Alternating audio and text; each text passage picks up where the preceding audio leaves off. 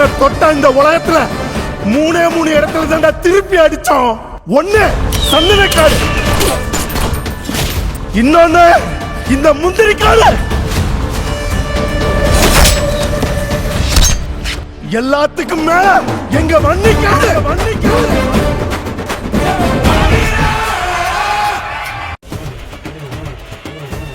வீரம் இருக்கிறவன் மட்டும் இல்லடா, நெஞ்சில ஈரமும் இருக்கிறவன் தான் படையாச்சு.